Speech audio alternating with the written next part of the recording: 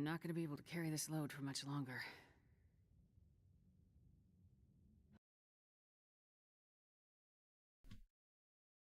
Hey, welcome back, folks. It's Babbage. I just realized I forgot to turn the mic on. So, anyways, hi again. Let's see. I'm a Canadian streamer based in Vancouver, BC at the moment. Here's a little bit about myself, and here's a little bit about the challenge we're doing right now. I really should expand this out a little bit more, explain a little bit better. But basically, it is similar to another challenge I used to do called Roll With It. And instead of rolling dice, we draw cards. So every time we enter a new region or we spawn, we draw a card. The suit of the card tells us the nature of the challenge we have within that region, and the number tells us the amount. So, for instance, if we draw a 7 of diamonds, it means we have to spend 7 days before we can get out. We can't leave before 7 days. If we get a 5 of hearts, it means we have to harvest 5 kilos of meat. If we find ourselves with a 10 of clubs, then we have to somehow scrape together the total of 10 hides and guts. So maybe you find more guts, maybe you find more hides, whatever it is. And maybe you get stuck somewhere because it might be a lot of work to wait for things to respawn. Yeah, so hopefully you don't get into that situation. Spades is water, which is relatively easy. You just boil a lot of water until you meet the requirement. Yeah, so that's what we're doing. We are currently in Coastal Highway with I believe our challenge is oh, wait a second, it should be up here. 2 of clubs, right? So we made our 13 days there. Then we are on day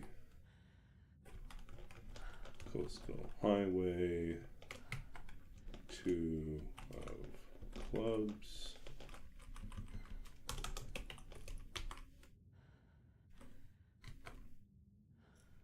Two guts. Alright, so this should be relatively easy. We just need to find some carcasses to harvest and not get killed while doing so. Yeah, so there we go.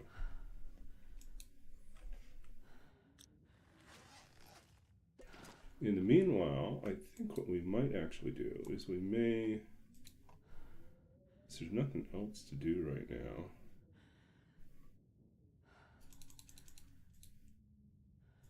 Maybe we will make the boots. The boots with the fur.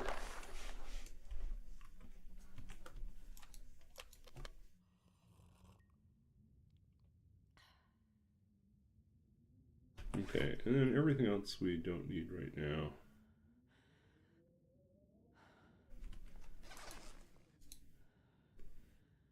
So we need 1 and we need 2. So everything else can drop. 1.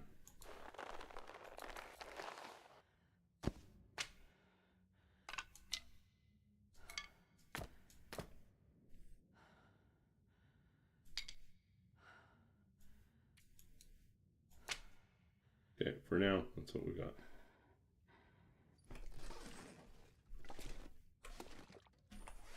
We're not going anywhere with this stuff either, so let's just drop that.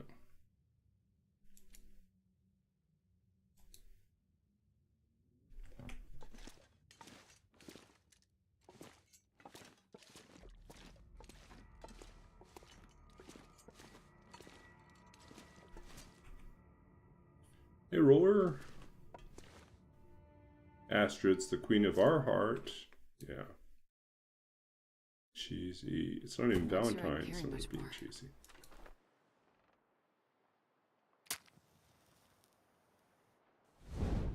Okay, we're slowly going to work on that.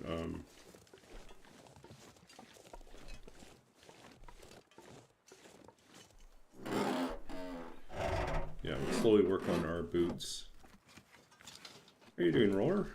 How was your weekend?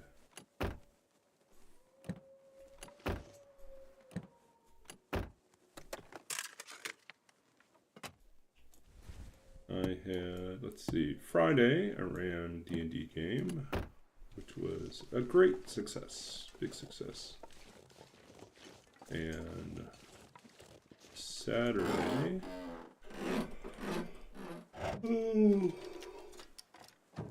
Saturday I streamed, didn't I? I think I streamed on Saturday. And then Sunday I took off because normally I would be running a D&D game on Sunday night, but we're a little bit behind in getting the new campaign started up, so I decided to take the night off. And I was glad I did. I had a really wonderful evening just hanging out with my roommate and talking about stuff. And sometimes you just need that. Just need a really chill, relaxing night. The end of a long week that was turning into the start of another long week. Yeah. Like so long that my roommate's still not home yet. It's like almost 9 o'clock and I think they're still out. So.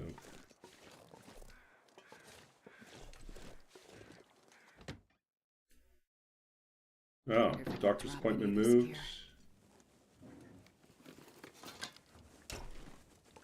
Yeah, I have to actually remember to do that tomorrow morning, is make an appointment. One of my prescriptions I have to meet. Well, he's monitoring my blood pressure and my cholesterol, so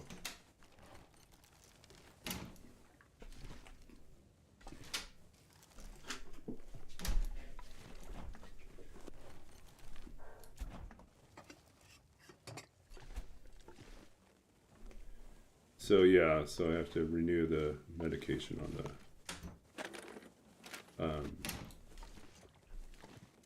one that's controlling the cholesterol. So yeah, old age. Joy. Oops.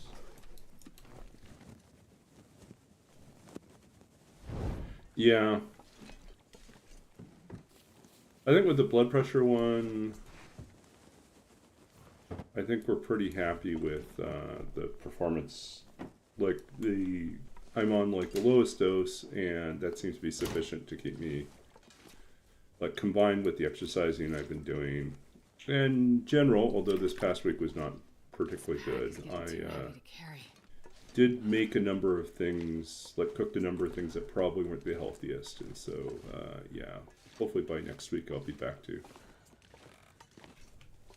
my health won't have taken too much of a hit from, what did I do? I made, what was it? Pork belly. Like a really slow cooked pork belly, Chinese style. It was very tasty, but it was a little bit of work. And at the end of the day, it's still pork belly, which is definitely not what you should be eating if you have cholesterol issues. So, but I've kind of been craving it. I haven't had it in like ages. So, and I cut it up into small pieces.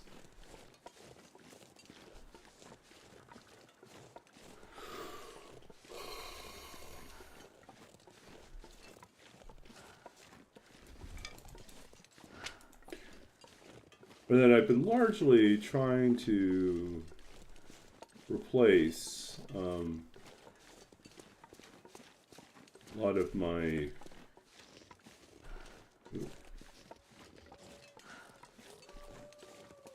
I mean, partly it's because it's expensive, and partly it's because I need to like eat a little more healthily. But I've been trying to replace meat with sweet potatoes or other things. So like I made a noodle dish last night, and instead of using pork or chicken, I used sweet potato, like finely chopped, cooked sweet potato. Like I would cook it, it would be raw but cut into slivers and then cooked into the noodle dish, and with seasoning. So, is the seasoning good? I mean, is seasoning healthy? Probably not. So probably trade-offs here, right? Probably salt content in there I should worry about too. But that being said, overall, healthier composition of meals. Okay, we're going up here. We're going to check out that airplane crash that Lady Q told me about a while ago that for a long time I didn't even realize was here. So, and then the last, I don't know, it's been about 6 months, I think, since they told me about it. Now I'm in the habit of always going up to check on it. So, because usually you get a clothing item out of it. Sometimes you get something else, but.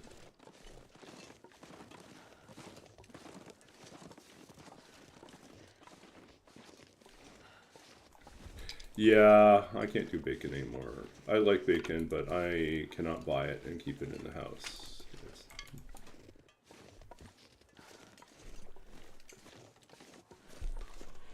If I do, it has to be because I'm cooking something for other people. And then the majority of it will be consumed by other people and not me. So, for instance, if I'm making some sort of hors d'oeuvres, there's a hors d'oeuvre that you can make where you basically take water chestnuts and wrap them in bacon and then air fry them or deep fry them with a little bit of, I don't know, seasoning, barbecue, whatever it is that you put it on there. Very tasty, very tasty. Little small bite-sized pieces, but very crunchy and tasty. But best if you're serving other people because then you don't have to eat them all yourself.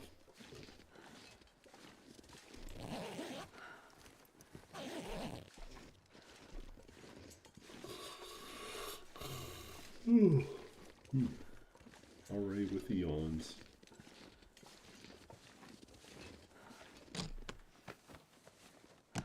So I am considering, I haven't decided, but I'm considering going for a haircut tomorrow morning. This stuff will come in handy. Do we need it? Maybe we don't need it. I've been trying to grow my hair out longer because I've been feeling like I'm tired of the short, like the way I got my hair cut before. I've been starting to feel like it gets just too short and I'm not really happy with the result now. So trying to grow it out a little bit longer, but now the back and sides are getting a little shaggy and I feel like I probably need to get a trim. I just need to convince my barber that, you know, not to just go crazy like he usually does and trim me shorter, you know.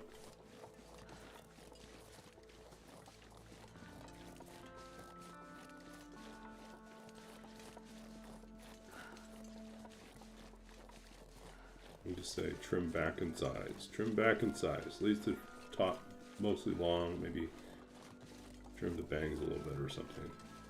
Front a little bit. I think my problem is I really don't know what I'm doing.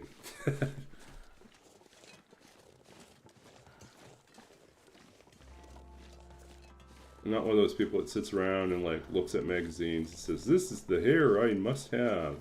I don't really have that kind of way of thinking. Nor do I like follow celebrities and say, "I wish my hair looked like that." It's not really my thing either.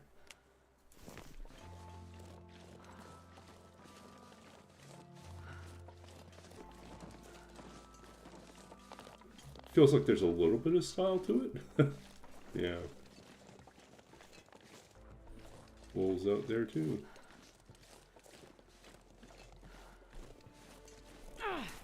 I had a conversation with my roommate about stuff. Oh, wasted a match. About style too.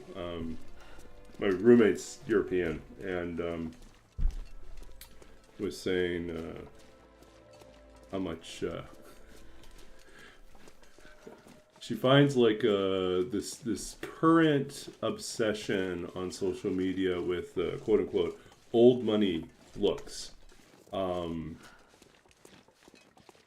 troubling or perplexing or confusing or a little bit annoying, because for the most part it's about trying to, it's people, for the most part, she says, it's like a style, an aesthetic that basically is an attempt to look like something that you're not, and often doesn't even reflect what people with money actually do. So it's more like someone's idea of what old money looks like. And more than that, I think the part that annoys her is that it's like a manipulation of sorts. It doesn't feel, it feels like people mimicking other people, as opposed to like having your own personal sense of style. Like something that feels like, yeah, I chose this because this is me, as opposed to I chose this because I saw a TikTok on this. So I kind of see your point about that. Yeah. Not so much imposter syndrome, because imposter syndrome is you're self-conscious, you're aware of that. But I think this is more like pretension, is like you pretend to something that you're not. You don't, and I thought about this as like when I was in Los Angeles many, many years ago. I would sometimes see very young writers in the open mic poetry scene adopt personal, like certain styles of dressing or mannerism, which had nothing to do with writing, and like it had nothing to do with the quality of the writing. It had everything to do with the particular persona they were trying to project. And more often than not, it was modeled after some writer who had become famous for being a character and not so much being a great writer. So I think like Charles Bukowski being like a classic example for Los Angeles. You got this kind of famously womanizing, or at least his persona was a womanizer and drunk and cantankerous old man, you know, and here are these like 20-something guys aspiring to that, you know, just kind of a sloppy, drunk, smoky, you know, sort of persona that was all about the persona as being representative of being a good writer and not actually doing the writing, you know. They just wanted to look the part. So, yeah, and for me, I was like, you know, I guess that's kind of what she's talking about, is that type of, you know, pretension to something. Like subscribing to a particular look, not because it genuinely is an extension of how you want to look and how you, how can I say it? Like, and I struggle with this because I really don't often feel like I have my own sense of style. I have like certain things that, so like probably, you know, in my natural element, you know, what are some of the things that I wear? Well, I feel like that's where it gets kind of schizophrenic, because I feel like I I can happily wear like D&D t-shirts and D&D cat themed t-shirts. It's kind of my little intersection that I like. But you know, as I'm moving back into professional spaces, I really can't do that. Or it's hard to do that as my professional attire, right? I also generally feel, and this is growing up in church and for other reasons, I kind of feel fairly comfortable in a suit, but a suit isn't something that I can wear on all occasions. And nor do I always want to be wearing a suit. But I do feel like pretty comfortable like in a suit. I feel like I look good. I know I can wear a suit, right? So, yeah, we've already looted this place altogether. Don't think there's anything we missed.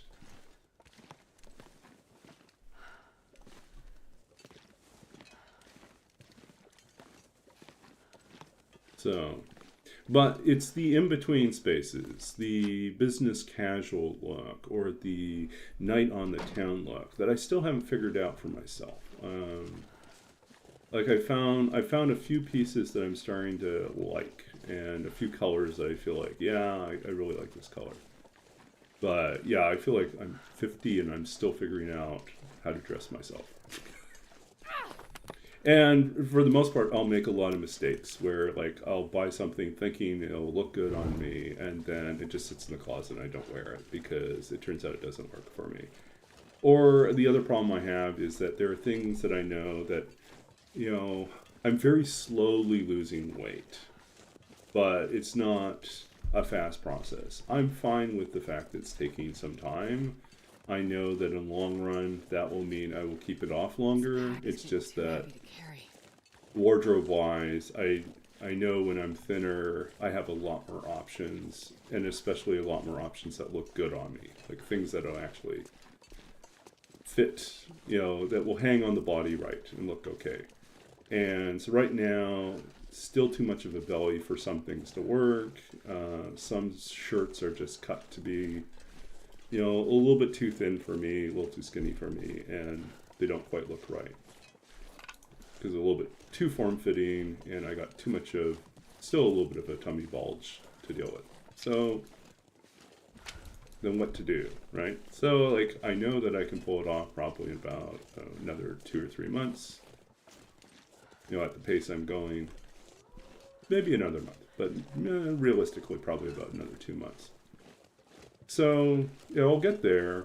It sits in the closet. But the problem is I might change what I think of my style before then, and then I'll have another thing in the closet that I actually don't wear. That's kind of my thing, but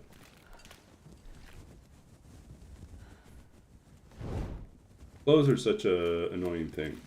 Like they can simultaneously bring you joy, and they can also be super annoying. Some people it's like, yay, clothes, and some people it's like, clothes.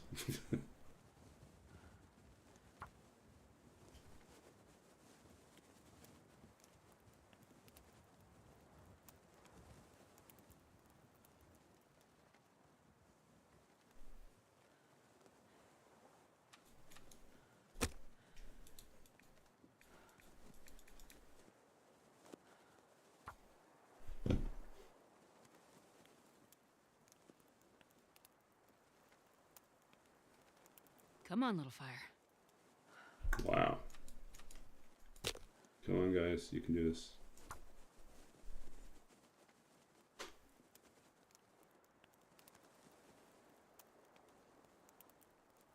Come on, little fire. Come on.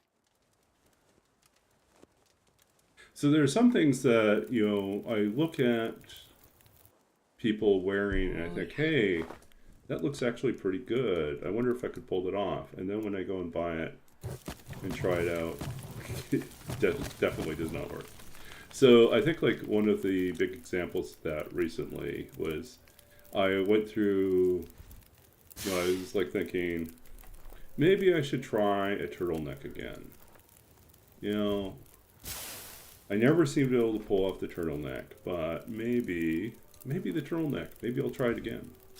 So I bought a turtleneck, and sure enough, put it on, and just doesn't look right. And I don't know if it's because of this particular turtleneck. It felt like the neck was too wide for me, and so it just feels too loose, and it doesn't look flattering. Or do I just have a short neck, and so turtlenecks always make me look, I don't know, like I have an even shorter neck. So, like maybe turtlenecks are for giraffes. You know, I don't know. I think they might be. You know.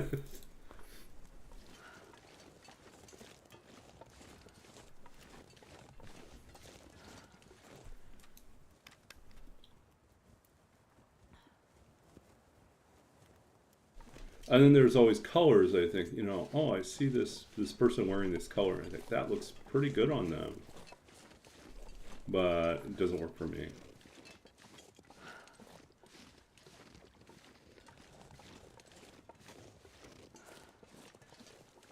Clothes, such a headache.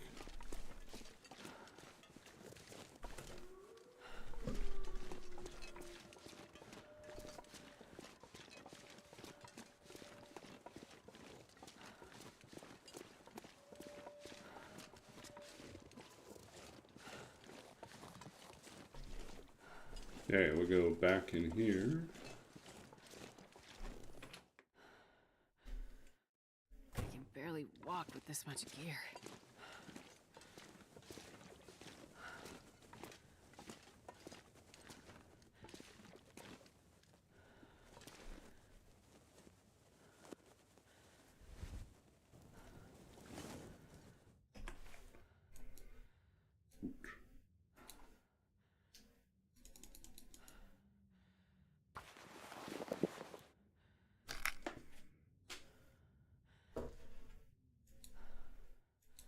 No, we got nothing else.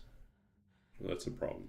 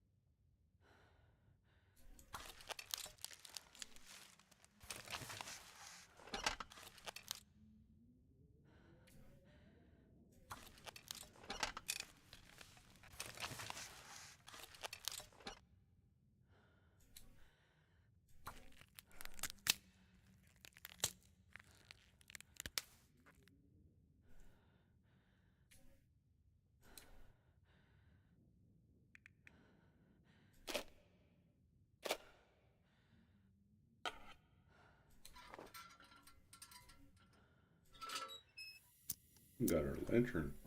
We'll use this. What do we have to eat? Crackers. We don't have much, do we? We should probably cook the peaches.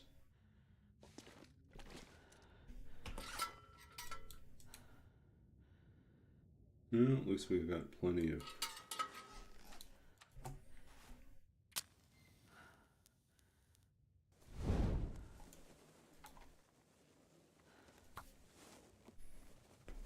Yep. I don't know, who can pull off turtlenecks other than Steve Jobs, right? Come on, little fire. Turtles, I think. Totally turtles. Turtles and turtlenecks.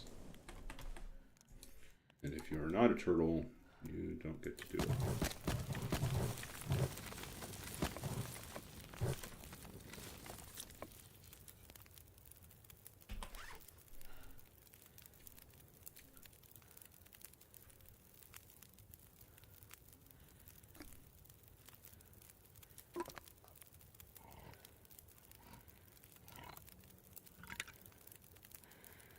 I think we can make porridge, you know.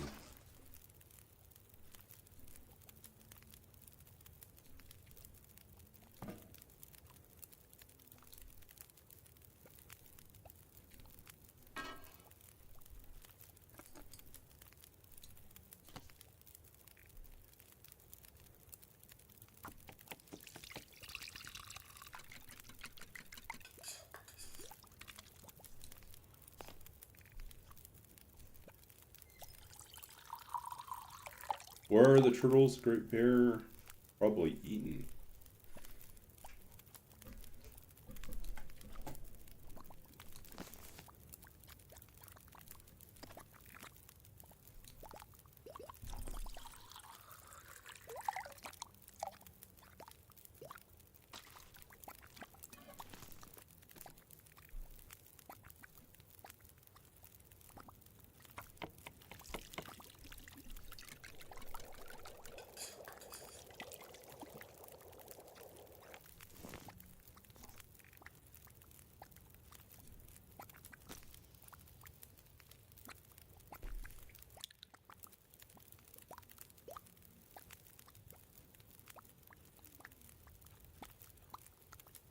After my first term in library school, I started buying cardigans. Because that's what you do as a librarian, is you have a wardrobe full of cardigans. And for the most part, I'm happy with those cardigans, but I also kind of reached a point where it's like, you know, I can't just always wear cardigans.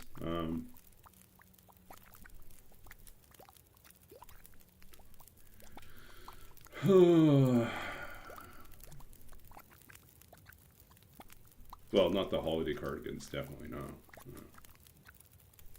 My mother got me like a holiday cardigan, but it was a very subtle one, so it looks more like, could pass as a general, like slightly winter themed cardigan.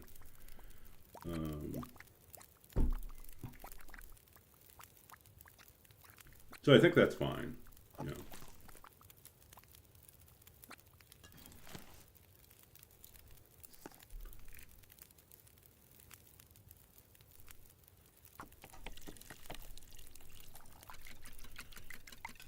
Yeah, I mean, that's the other thing. Is like, should I be looking for some more patterns? I've been doing a lot of solids, except for like a couple of the cardigans have a little bit more pattern to them now. I picked up a coat, like a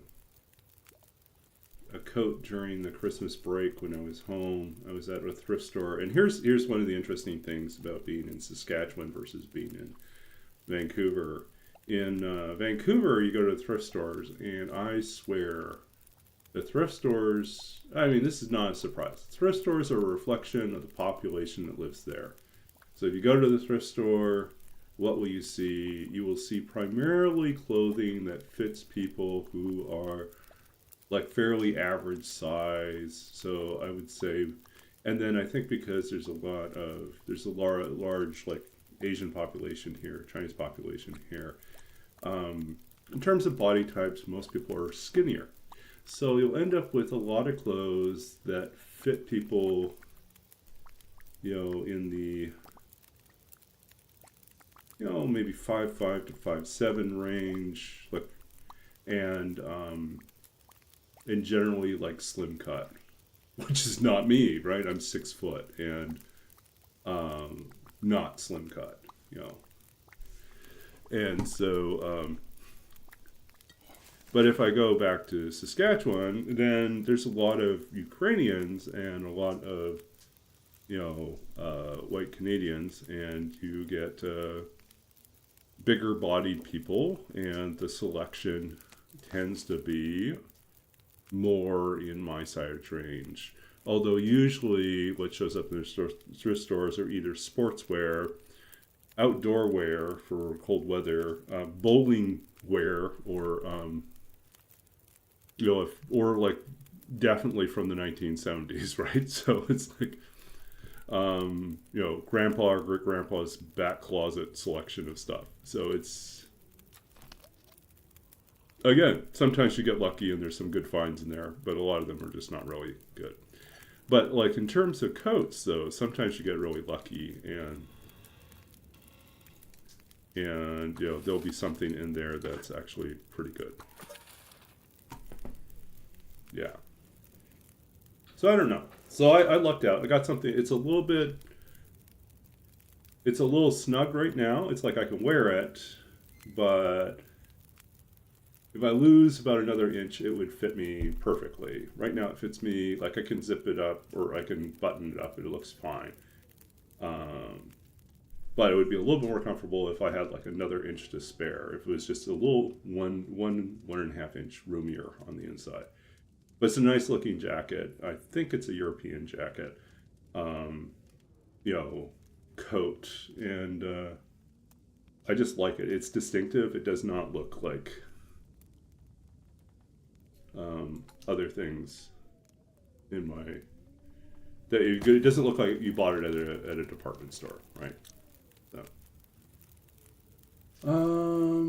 let's see. Hold on a second here.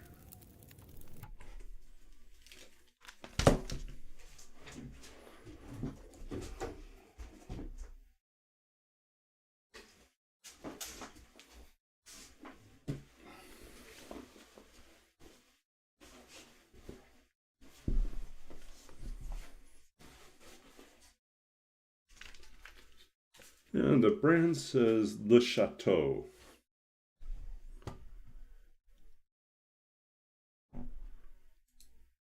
I actually have not looked it up to see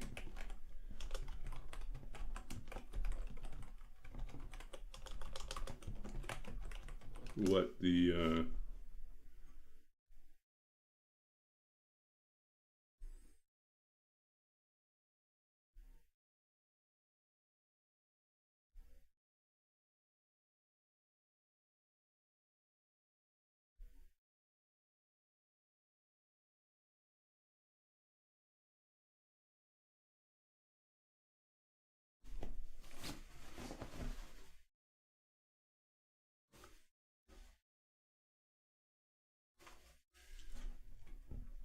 but anyways, it does feel a little bit more vintage in its look. And it's a good looking jacket.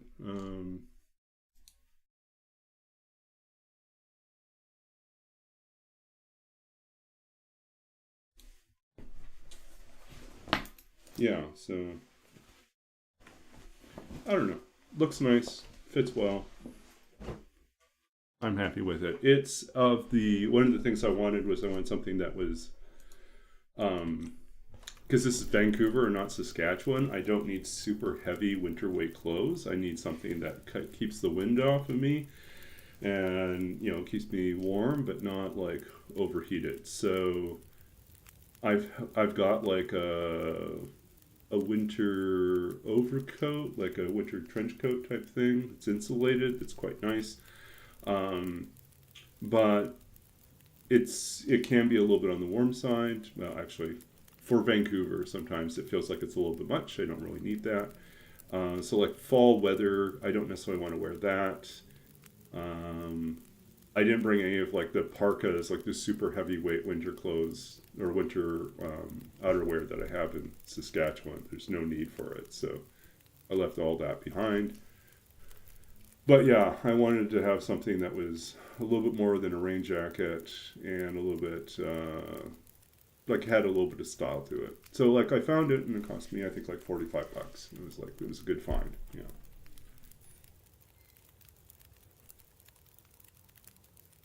I also have like this super long, like heavy overcoat that I picked up a few years back, but I've actually since realized it's too long. It's actually an XLT. It's meant for tall, and it is okay, but it just feels a little bit on the long side for me. So I'm thinking that I might see if I can sell that, um, since I never wear it. It's too heavy, and it's a little too heavy. It's beautiful coat. It's just for someone a little bit taller than me. So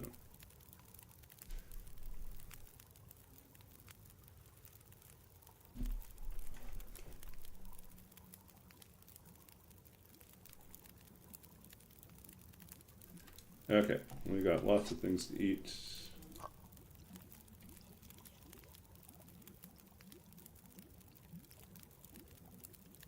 Yeah, so our current challenge, luck of the draw is basically every time we enter a region, we draw a card from the deck, and the suit tells us the nature of the challenge for that region, and the number tells us the amount. So, like, if we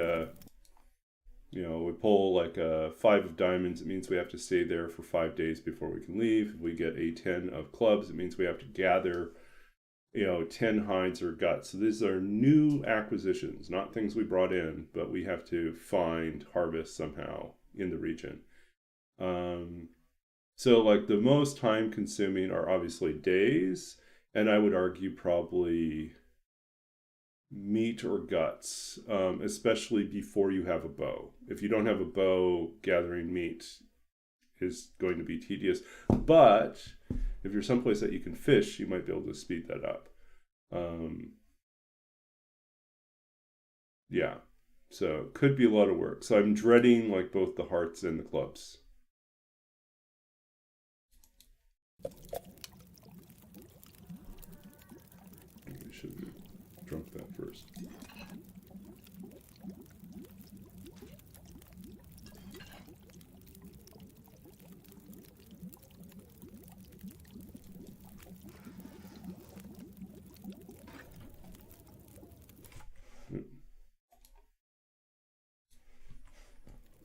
Yeah, and then we hope we don't have to go to Black Rock.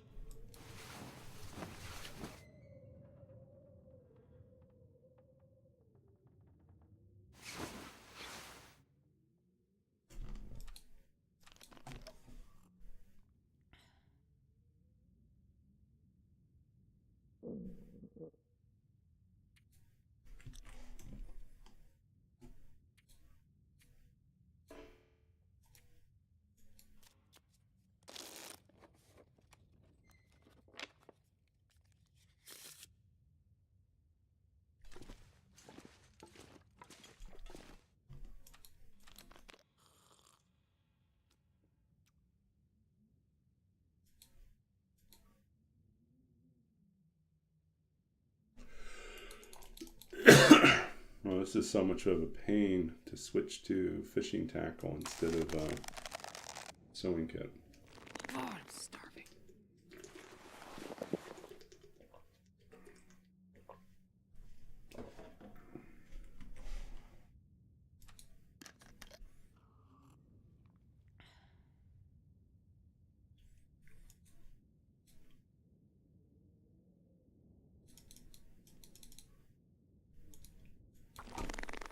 I could eat a horse. Okay, let's go outside. Spend some time outdoors.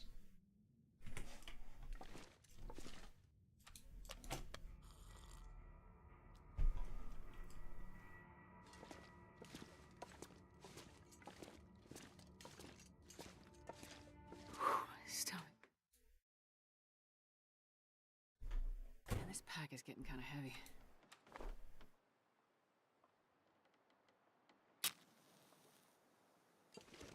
Okay, where are we going?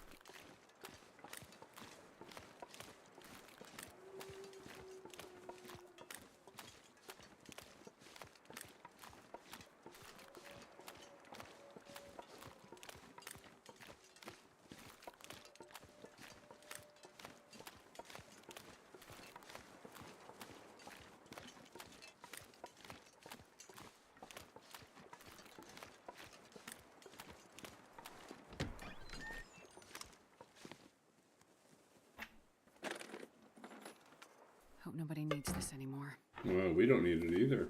We're just gonna leave it. Nothing.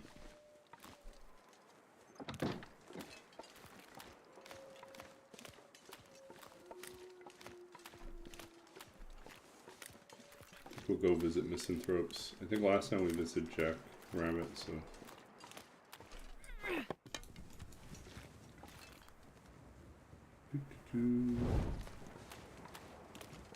Pay no attention to us. We're just little old Astrid.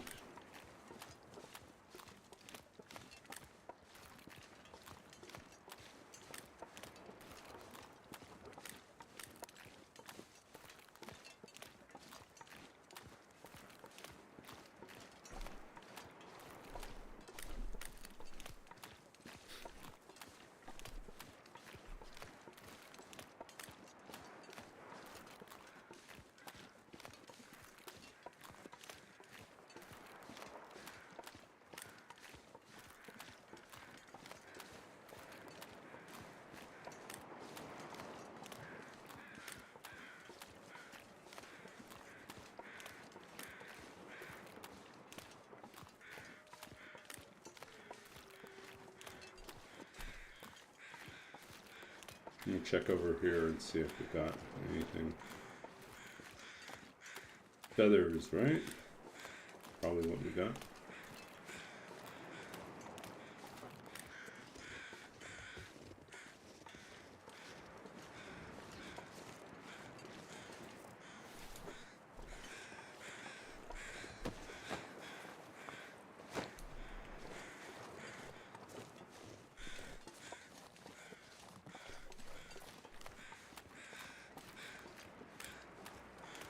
Here's the dock. Thing with the trader.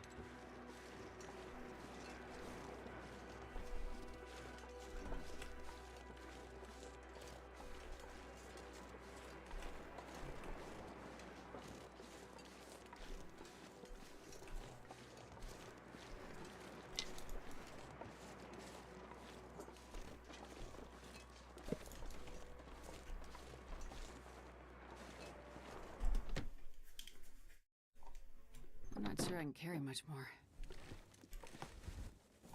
Ah, no. I didn't mean to do that. I wasn't paying attention.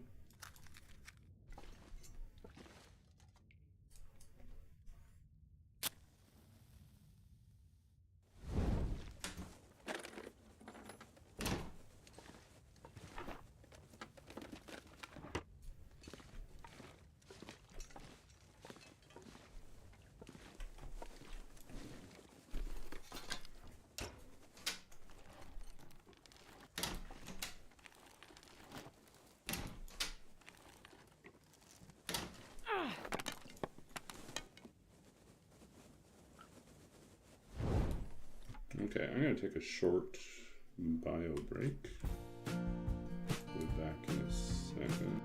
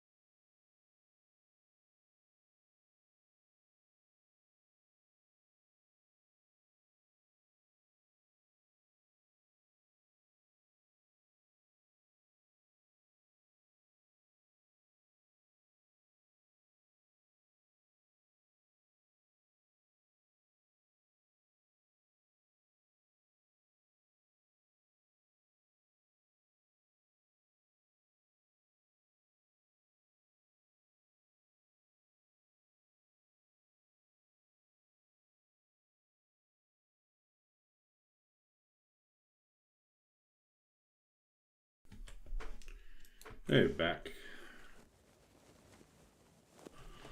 Oh, it's almost 10 o'clock. Well, it's a little bit after 9:30 and my roommate's not back yet, which is fine. I just always worry. I know they're busy, have long days in the lab at school, and then usually their lab mates want to go out and do something afterwards, so should be fine, but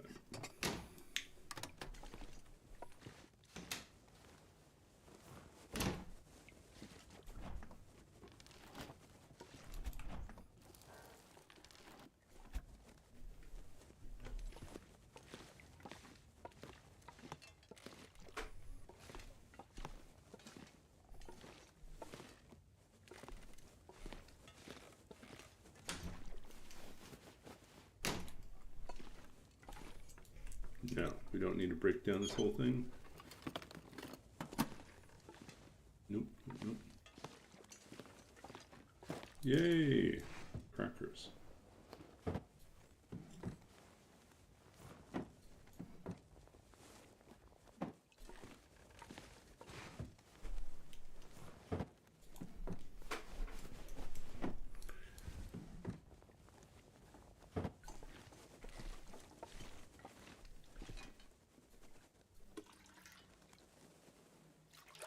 Water crisis averted.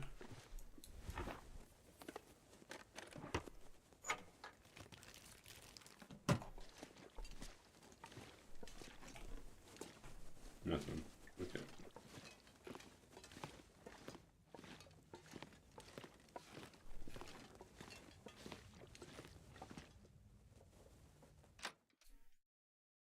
Wonder if I can drop any of this gear. So, we really didn't get anything out of that.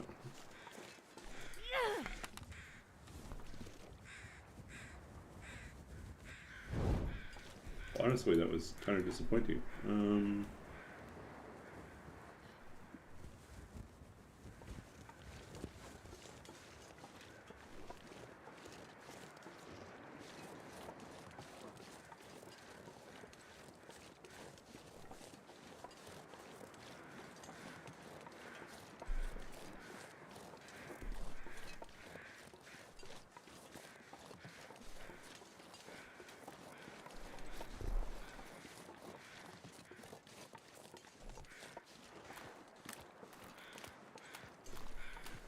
Guess we can keep an eye on the water's edge here to see if there's anything that comes in.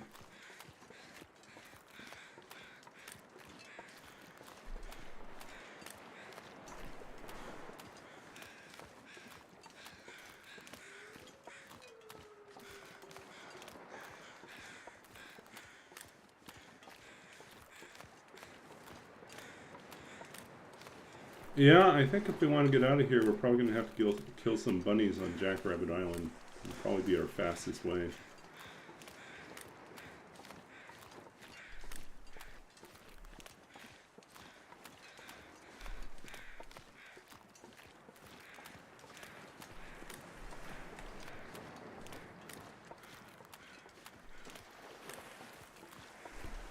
What do we have here?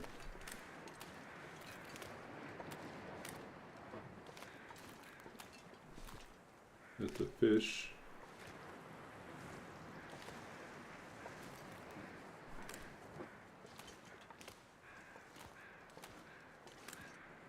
I'm not going to be able to carry this load for much longer.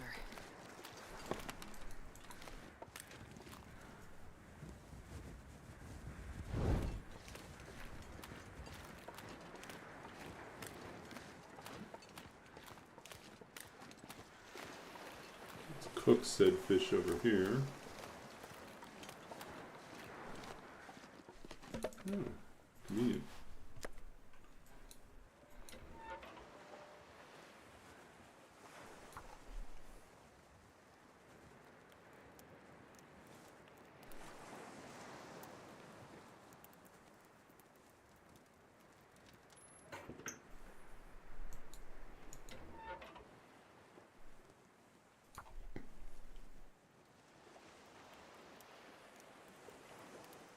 Oh, I need to update my calendar. I have 2 crackers now.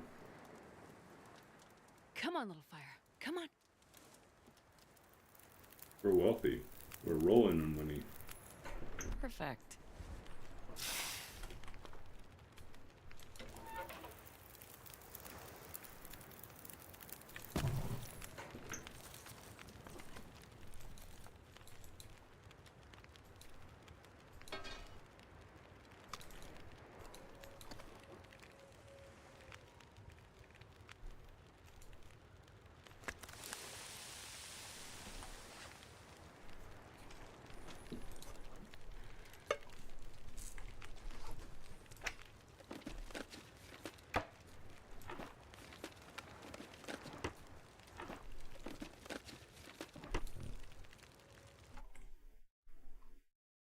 Yeah, let's go ahead and update this.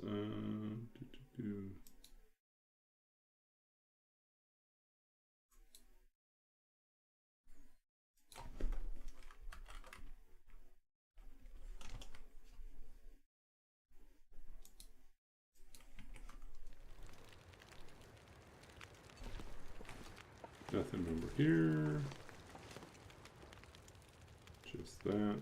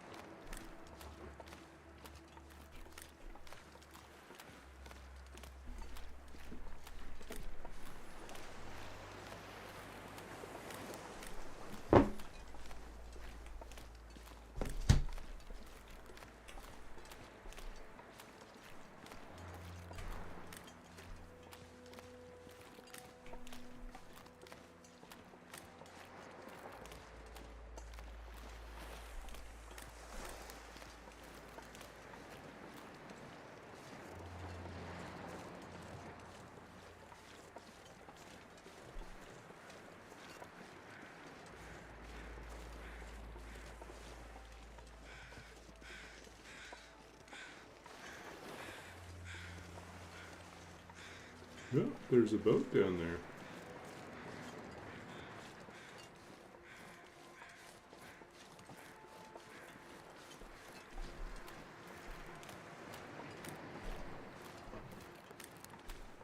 And another fish. This pack is getting too heavy to carry. And yet another fish.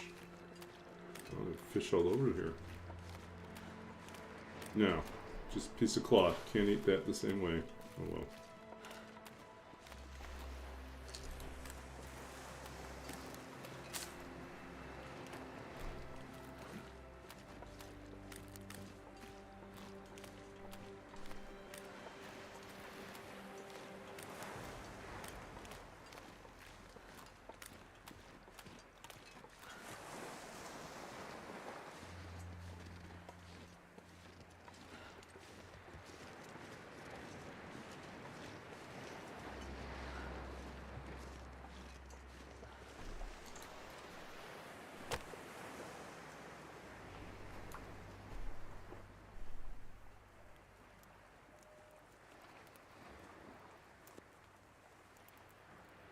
Come on, little fire.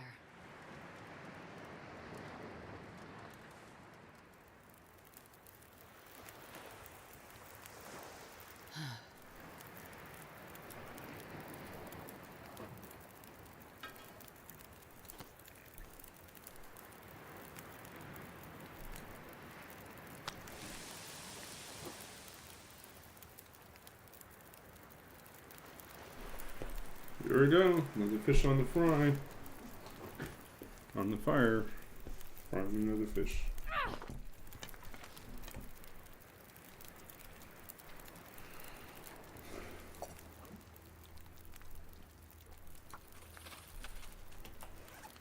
Do we still have... Oh, we do. We can be making water faster. Oh, well.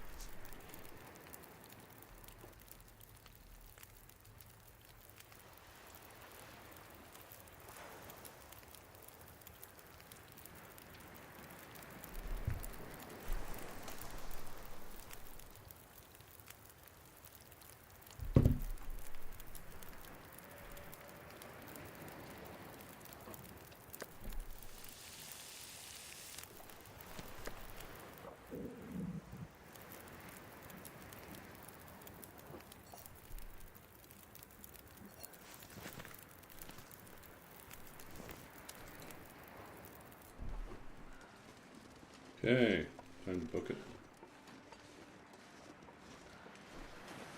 I can barely walk with this much gear. Feels like night is coming. Ooh.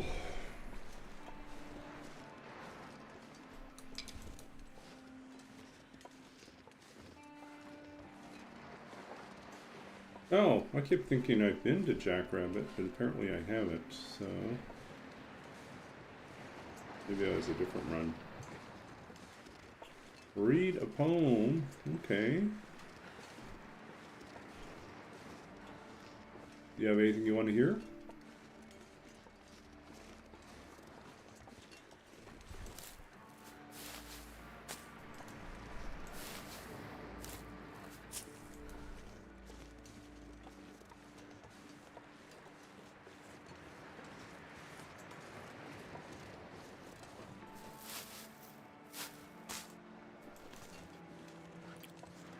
You know who.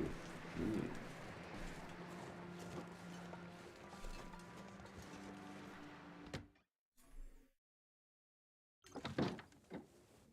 Yes. Old Greybeard himself. Actually, he really didn't have a beard.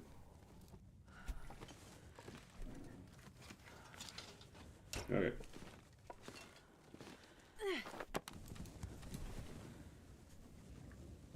I'm not gonna be able to carry this load. Okay, so let's see what we got here. Don't make switch to the dissertation. Yeah.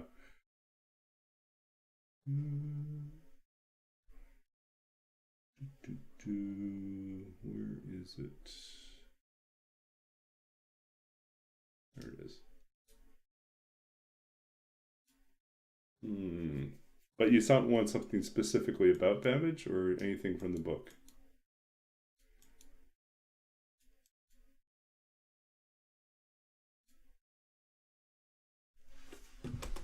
Okay, so this is from Babbage's Dream, my second book of poetry, and this was published by Sundress Publications in 2017. Revolves around the history of computers, the life and challenges of 19th century mathematician Charles Babbage, who designed, partially built, but never finished what would have been the first computer. And we're going to read something. This is entitled Babbage Explaining God and the Machine. How it comes out of this. You standing before the unknown, gesturing to the half-formed mass of brass and pewter, this body of polished gears and wheels, numbered shafts, a thing that evokes memory, foresight, that plans ahead what it must carry, what it can safely forget. This machine arising out of an idea shaped by a desire for reason perfected, for ideal tables and tabulations, an ordered reality formed out of chaos, steam, or hand turned by an operator who has set in motion a program, a coded list of instructions to make a world, to produce all nature complete with miracles. It's so clear that there's nothing that really needs to be explained away by meddling gods, fickle fate. Everything fits within the mechanized plan. Everything has a home, though it's hard to comprehend those moments when death steals the body, turns it still, or worse yet, robs the mind of agency, makes what little remains nothing more than broken automaton, empty clockwork. Oh, what then to make of the absent soul when the house is dark and emptied, when the wind is the only one to stir the candle and hush you to sleep? So this poem is kind of a reference to multiple things happening in Babbage's life. One, he he felt extremely left out. Babbage did not like being left out of conversations, especially when he felt he had something he could contribute. And so there was an ongoing 19th century discourse with well-known thinkers of the day, mostly theologians and philosophers, sometimes people involved with literature, were all writing in a series. They were all invited to write as part of a series called the Bridgewater Treaty series. And Babbage felt like he had something to say as a mathematician who was also a deist. He also believed in God. And he had found a way to reconcile these things in his mind. And so he was very miffed when they did not accept his, he would like, he had indicated he wanted to be a part of this, and they did not invite him to be part of this series. So Babbage, being Babbage, decided, well, in that case, I'll just write it myself and publish it myself. So he wrote something called the Ninth Bridgewater Treatise, and he then proceeded to arrange for publication. And it's basically him looking at various aspects of theology and faith, and and creation and a lot of other things through the lens of someone who has a mechanical scientific mind. And what's really interesting is that the heart of this, how he reconciles these things, is something that the poem references here when it talks about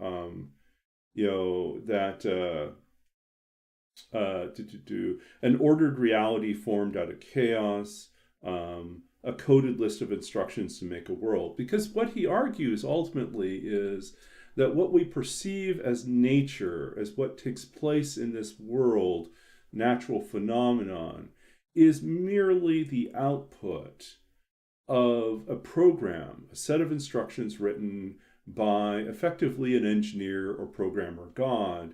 And he says that a miracle is not some fiddling around or intervention by a god that is going to break the natural rules of the world, but instead is a reflection of the fact that that god has written a subroutine, has written something to step out of the normal programming, the normal code sequence of the world, and run a separate program that then returns to the original program. And he illustrated this because he liked to demonstrate his ideas in public. He would have these dinner parties at his place, these salons, and he would have like a working replica, like a shrunk down version of the difference engine, which was not the computer, it was the predecessor to the computer. And he would demonstrate like how with each crank, it would produce the next set of numbers, and he'd have his guest try to guess what the next set of numbers would be when he cranked it again. And it would proceed in this orderly fashion, incrementing, by 10 at a time. And they would get to a certain point and he would say, okay, so what's next? And they would guess like the next number, and he would crank it and it would go up by 10,000. And they're like, what happened? Why didn't it go up by 10? It's because there's this subroutine that it calls that goes outside of its normal programming and then returns back to the original. And then he kind of basically explains that miracles are this way.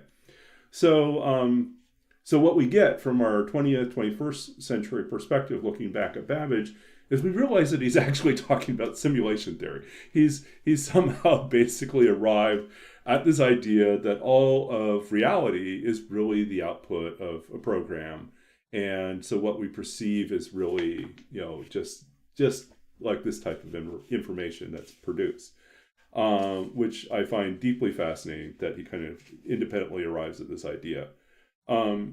And then at the same time, whatever comfort this 19th century determinism provides in theory, in actual practice, as we discover at the end of the poem, once he's faced with the deaths of his beloved wife and a number of his children and other people in his life, like Ada Lovelace, how do you reconcile that?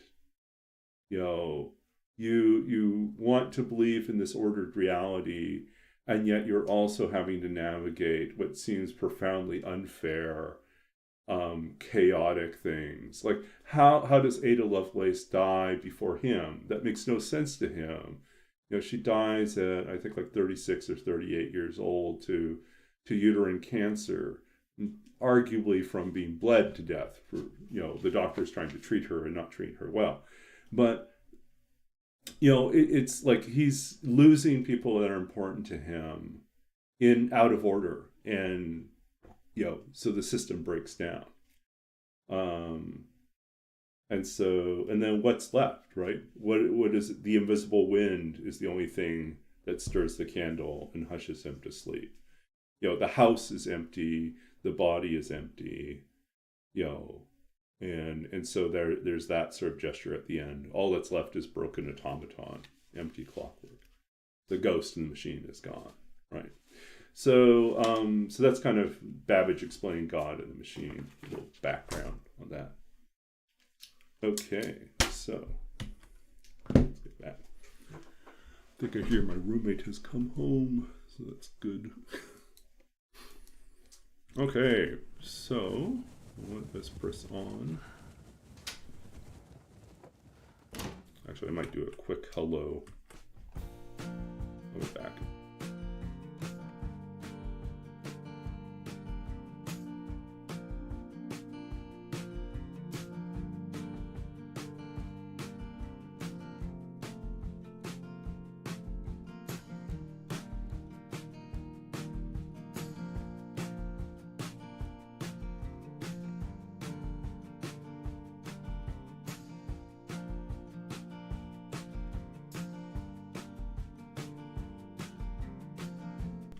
Okay, now it's me hearing ghosts. She's not back yet. Oh, late night for her. Yeah, okay.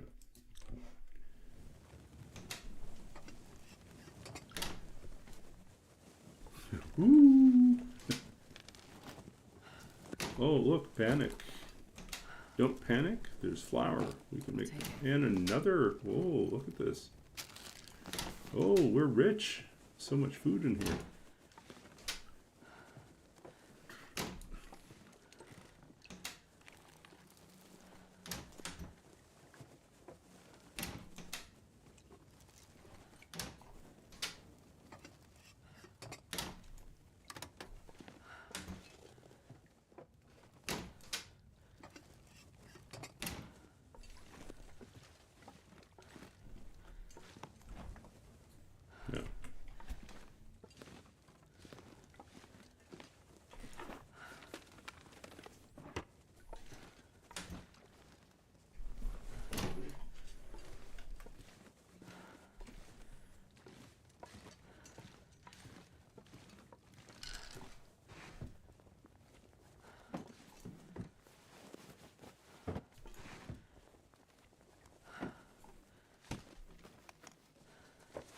This'll come in handy.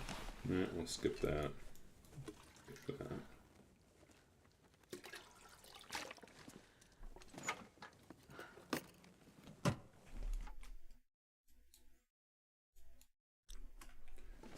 Like as in your gaming rig, your computer's failing. I had that fun experience over the Christmas break when one hard drive and then the whole motherboard decided to fail me on this machine. That was not fun. Okay, so we got this. Eat. No more meat.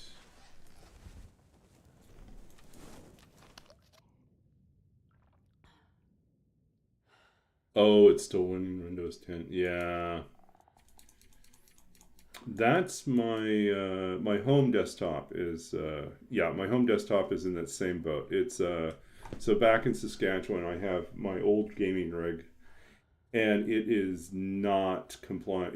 Will not support Windows 11. So it's one of the main reasons why I got the machine that I got now, like this gaming rig. Although this gaming rig is technically like a generation behind because of the fact that I opted for a motherboard that supports an earlier generation of RAM. So it's not doing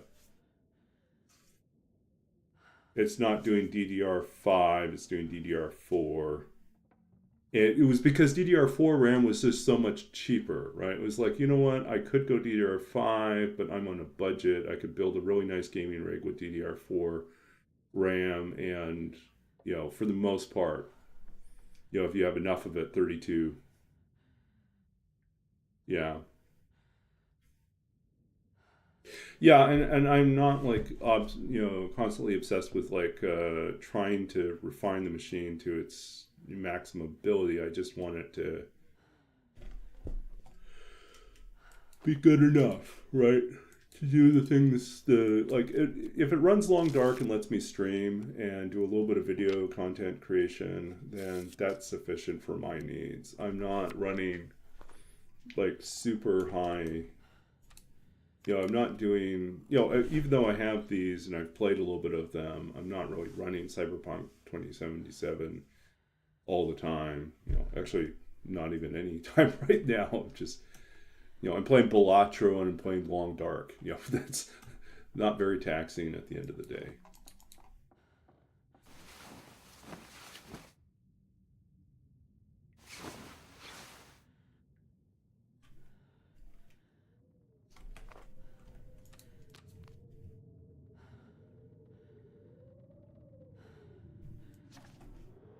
Ooh, Kevin took a risk. Bad.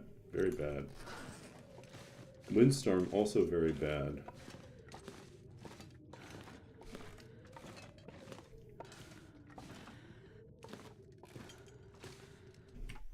Okay, let's update this with our new...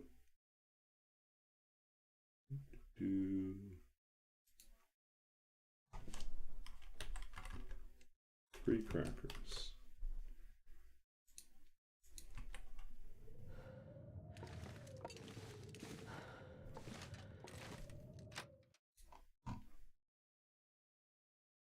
This pack is getting too heavy to carry. That's not good.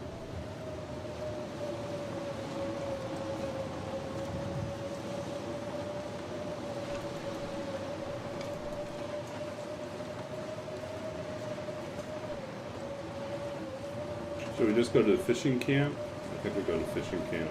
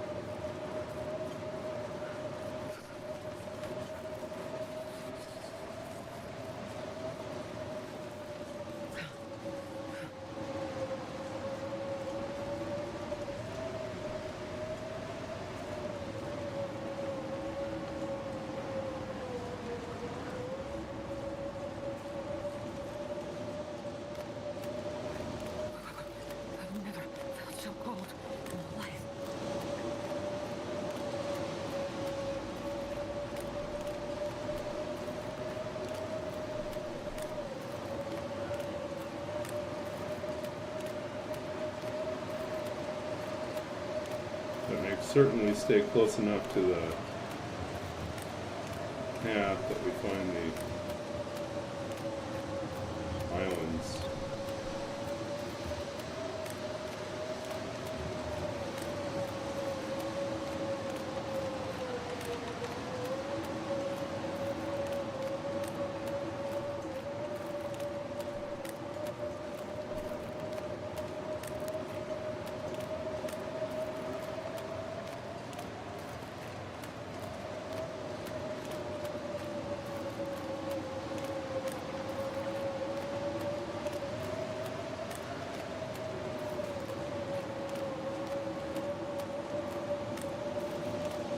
Oh, I'm worried we're going to get completely lost in this now. We should have seen the island by now, and we haven't seen it. So we're walking parallel to the line that we want to walk, and we don't know where we're going to go. Yeah, we almost went too far. We almost walked right into the water. That would have been crazy dumb. As it is, we'll just camp out in here, pass our time.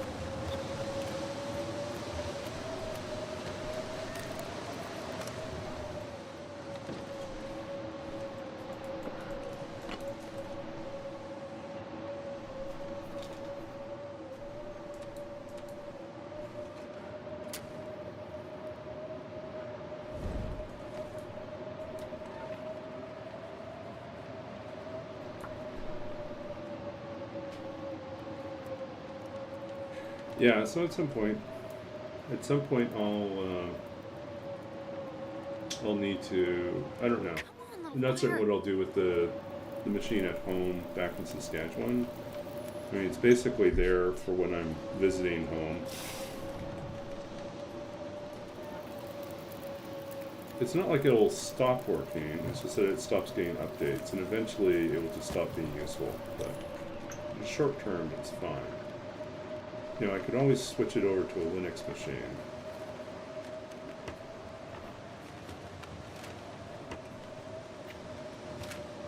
Or I could just gut it and start over again. You know, keep the case. But I mean, how valuable is it to keep the case?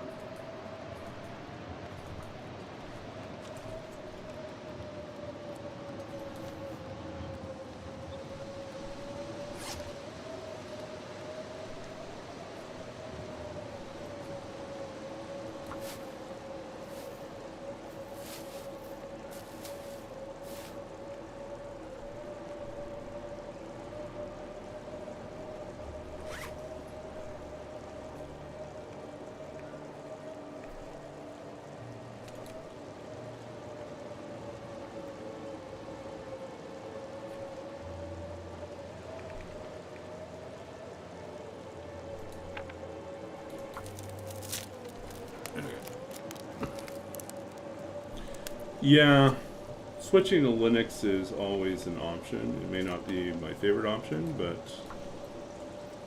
it's a possibility.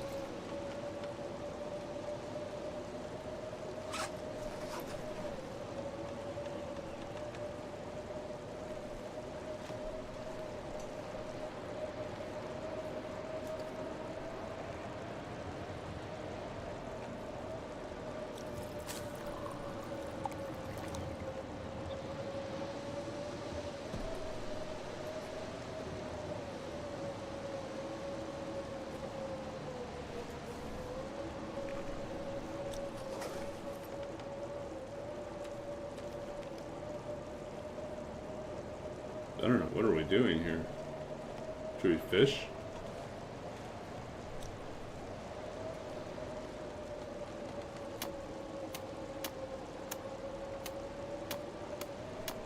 Yeah. Who knows?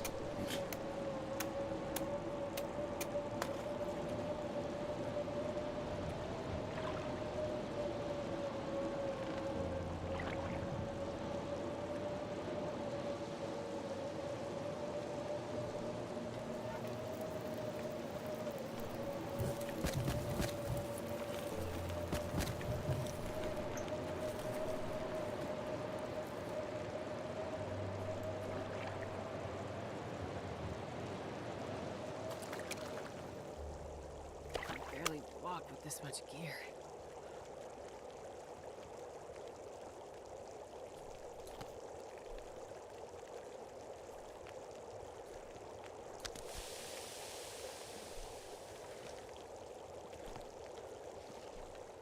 Storm has passed.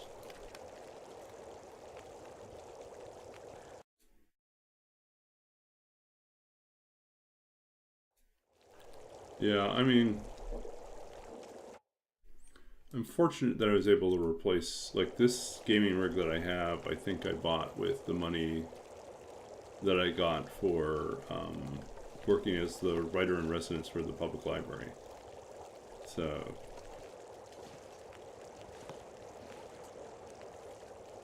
because the previous gaming rig was one that I bought all the parts and assembled myself. And it was a budget build. It was a good build, but it was ultimately a budget build. Yeah. Okay.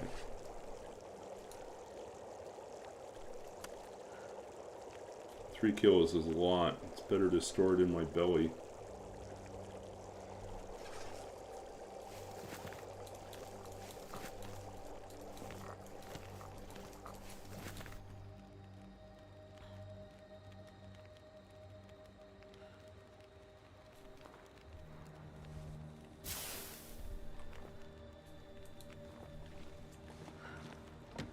I'm not gonna be able to carry this load for much longer.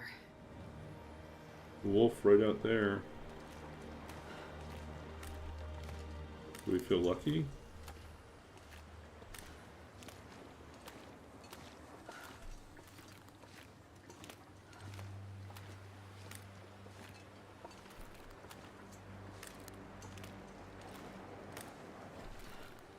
We don't feel lucky.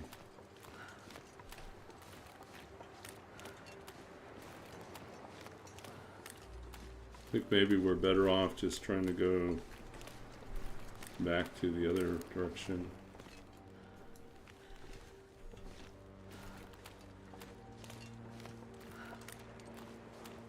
Away from the wolves.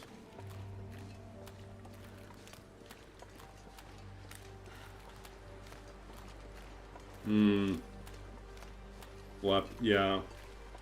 My laptop, my relatively new laptop, seems to have a problem keeping a charge. Even with the energy saver mode on, it seems to burn through the battery pretty quickly. So I've tried a few different things, but yeah. Good news is it charges fairly quickly. It's just, I don't know.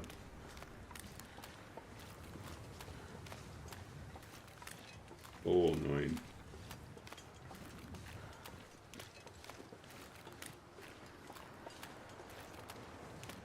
I think I still have stashed away somewhere a Chromebook, and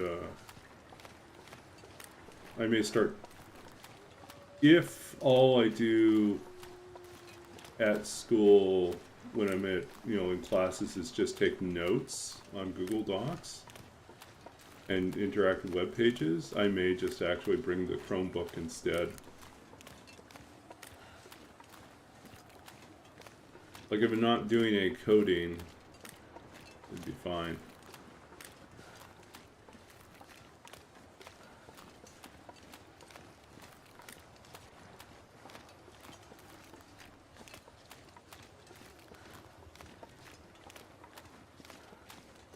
I don't know, think about it.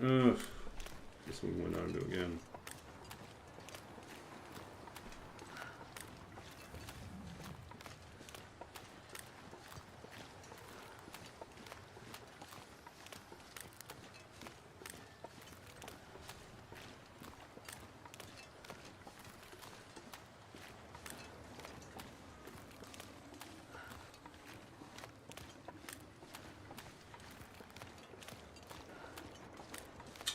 Yeah, I think that's what I'm going to do now for Tuesdays. I'm going to take my Chromebook instead.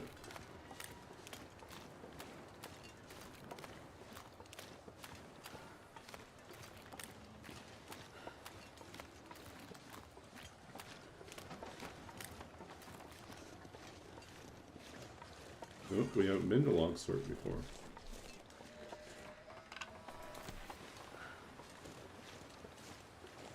There's bunnies here.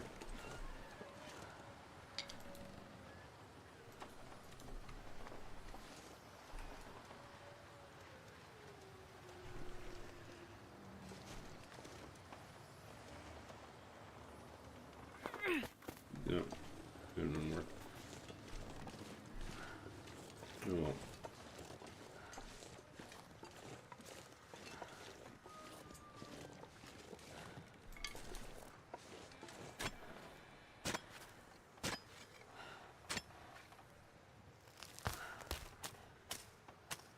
Yeah, I think like with Tuesdays, because I have a morning class and an afternoon class, and my afternoon class has no outlets in the classroom. It's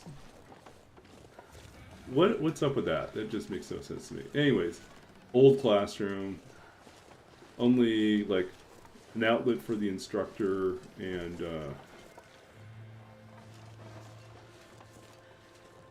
yeah, I think it's an outlet for the instructor and maybe one at the back of the classroom.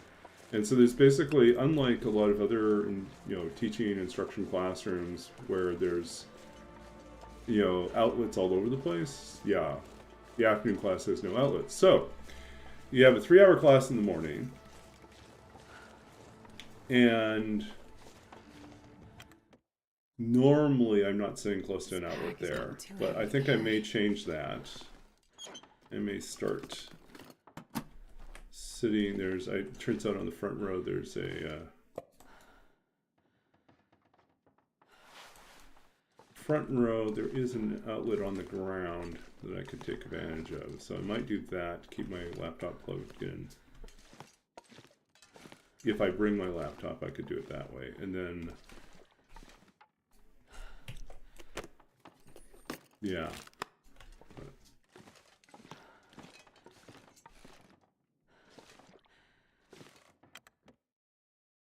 Anyways. Okay. I'm actually getting a little worried. I usually hear back from my roommate by now, so I'm going to just take a quick peek out there, see if she's back yet.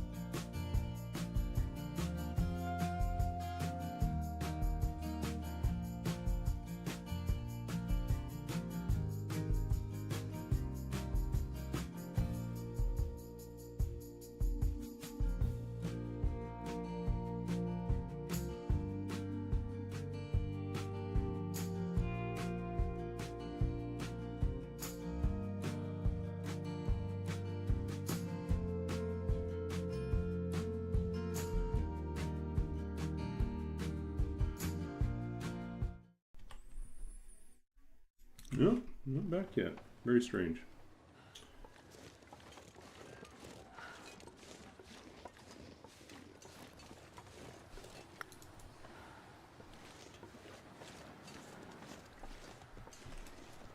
Cabin fever was still 80%.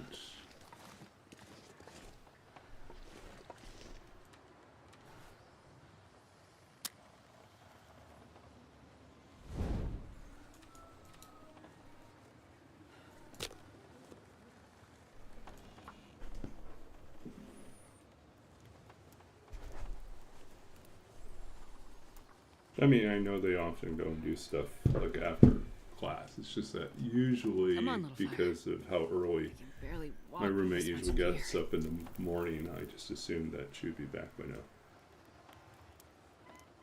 You've never seen Stranger Things? That is pretty wild. Now, I'll admit I didn't finish watching the show, but I did watch the first few seasons. I did like the first season quite a bit.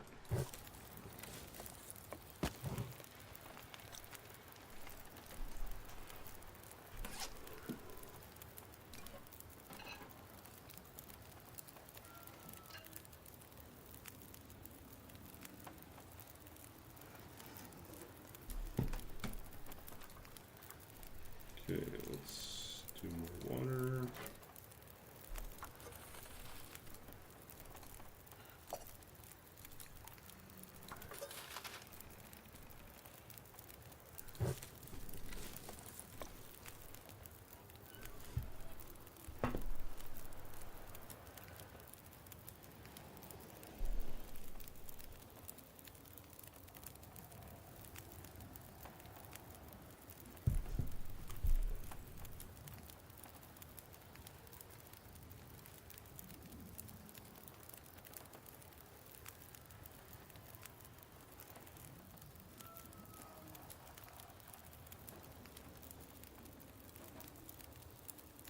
Yeah, well, I don't have a Disney subscription, so I haven't watched Mandalorian either.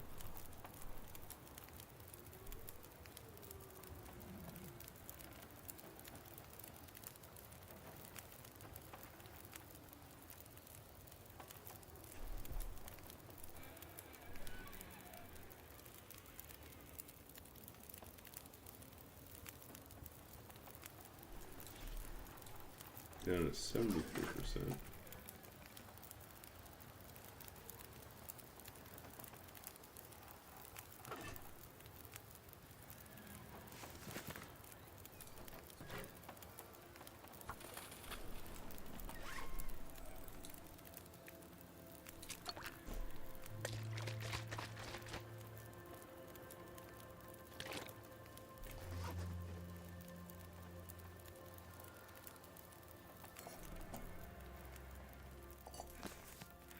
I'm not going to be able to carry this load for much longer.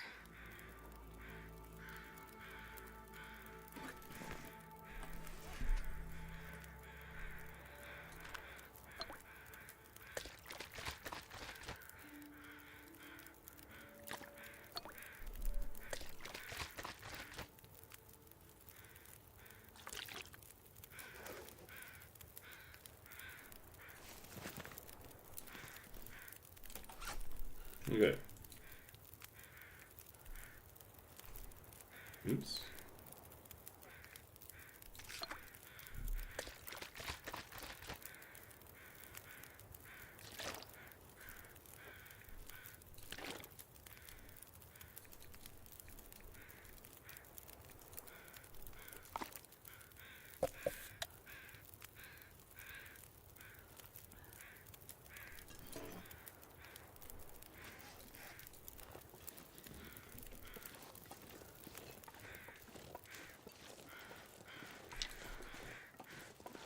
Okay, here's our first chance to get actual guts and hide.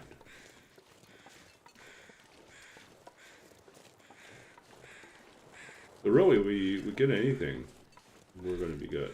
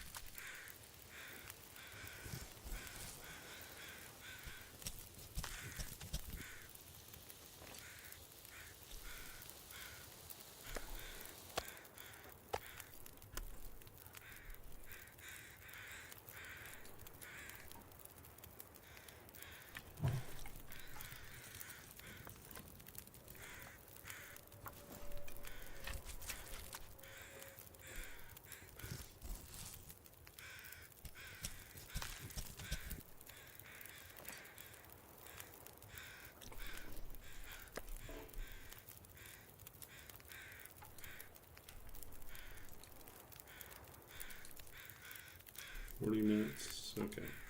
Keep barehanded 40 minutes.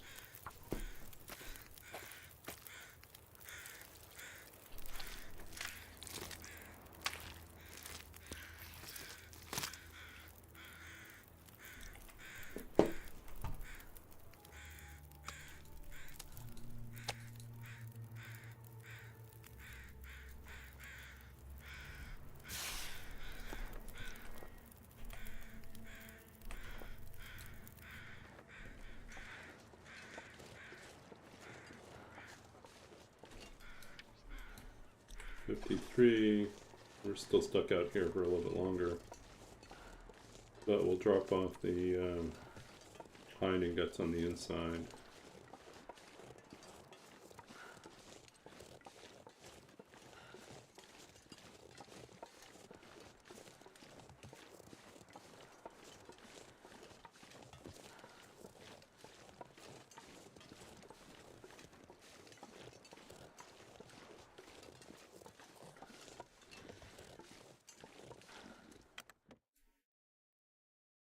This pack is getting too heavy to carry.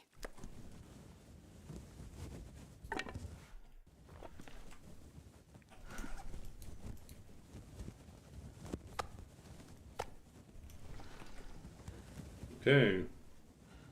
We have technically met the requirement. Although we might have to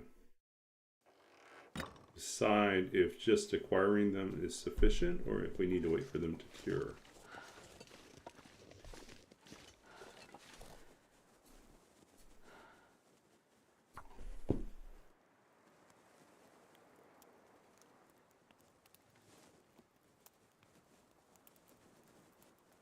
Come on, little fire.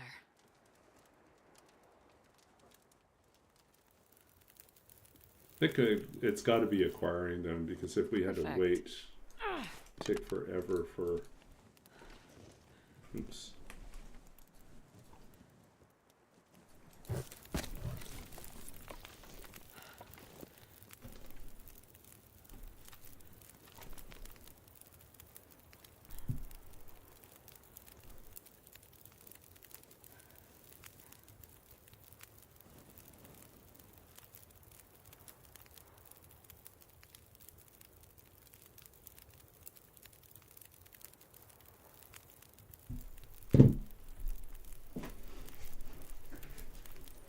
Man, this pack is getting kind of heavy.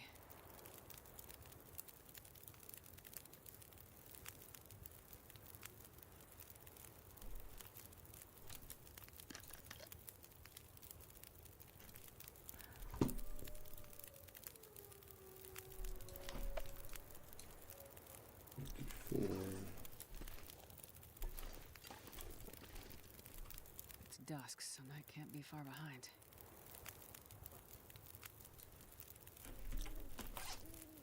What else can we do?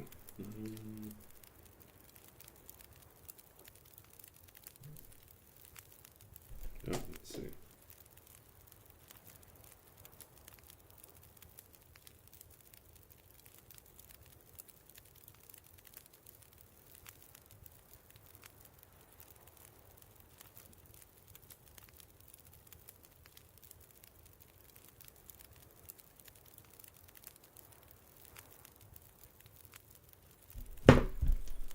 Herd back. They went to a movie. That's why they were out. So.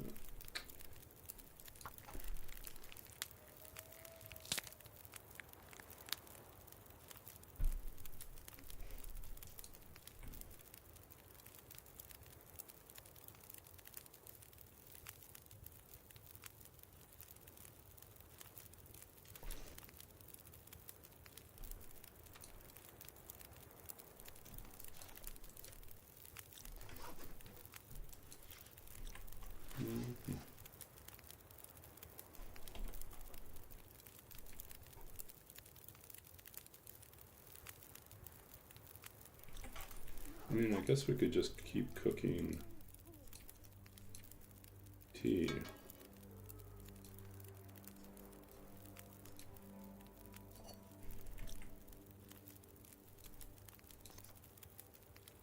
Or bannock. Hey Nifo, good to see you. It's been a while.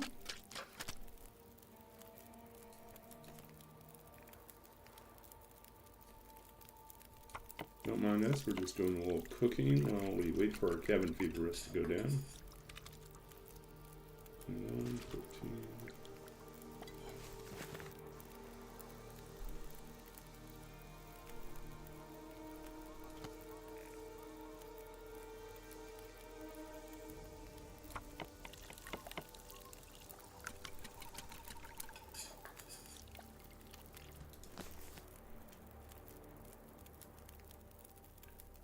Yeah. Yeah, things are going pretty well. Our school term has just started again, so I'm busy getting used to classes again.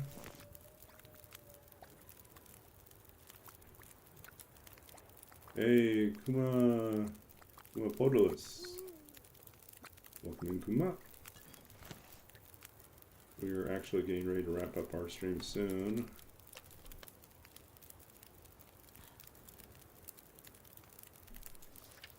Just trying to get our cabin fever down a little bit more.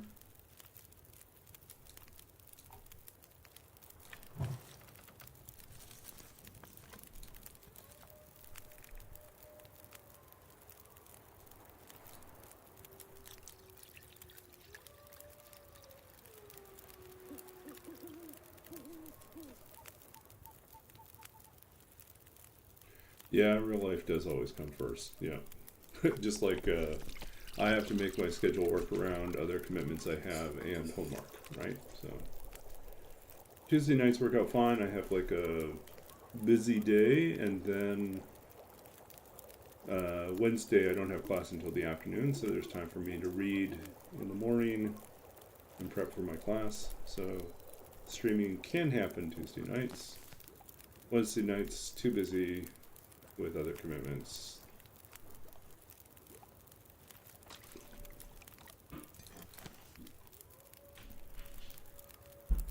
Nope, sounds like a Tucson. Okay. Anyways, I'll just pop out and say hi.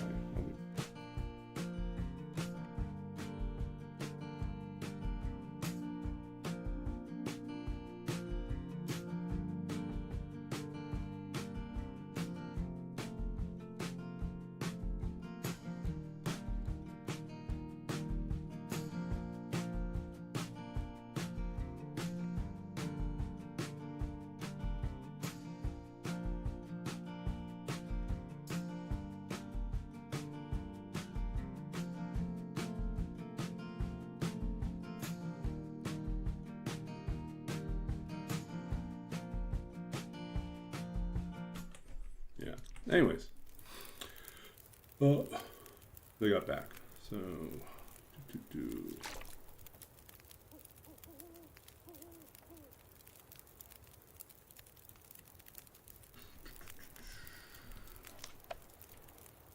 I mean, do we just sleep it off? I'm wondering if we should just sleep it off at this point.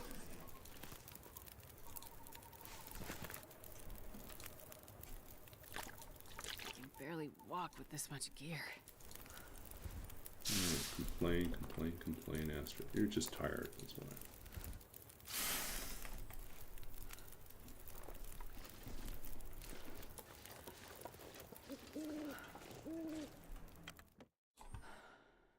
Okay, we're going to probably wrap up here shortly. Are we looted? Looted.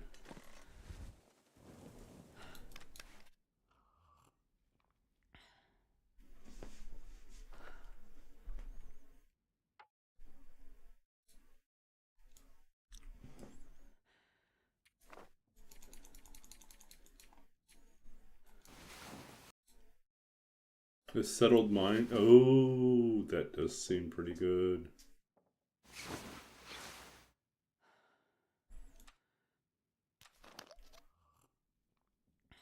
Where do you get the settled mine perk? What do you have to achieve? Is that one of the... Does that finish one of the tails? You get that? I haven't looked into that at all.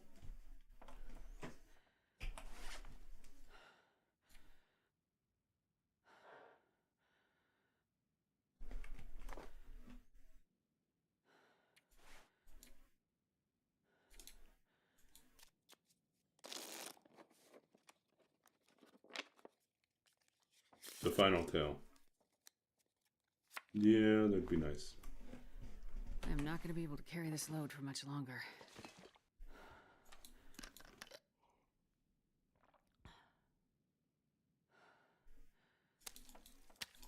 So technically, we have everything we need.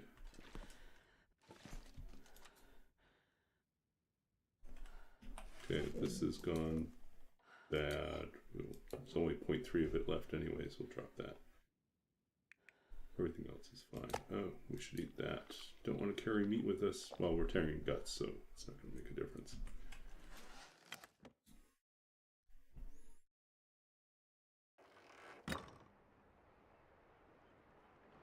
Ooh, beautiful.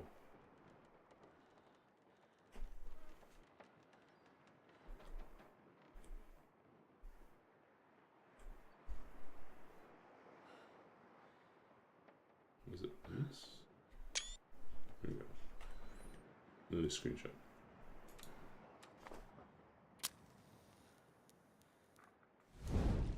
Okay. So yeah, we're just going to go up to the mine, and then we're going to finish up there for tonight. And then we'll be back Thursday night, I believe. So yeah, my schedule seems to be Tuesday, Thursday, Saturday. This pack is getting too heavy to carry.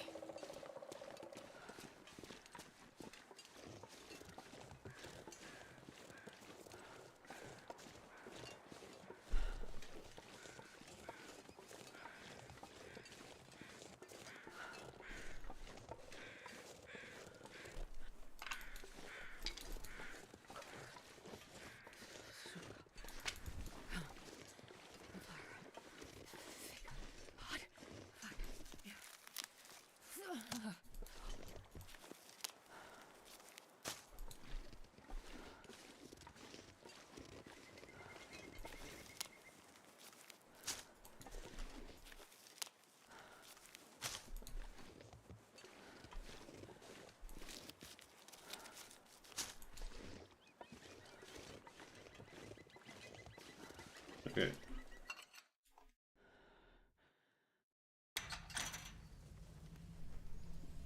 Okay, this is where we're ending for tonight.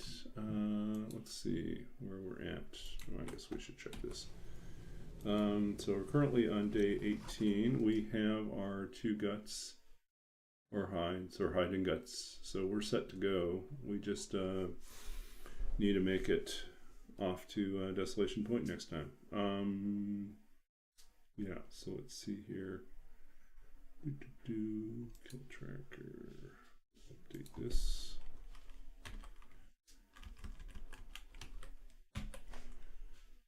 Okay, we're going to go and read some poetry as our last thing. Yeah, let's see what we get as our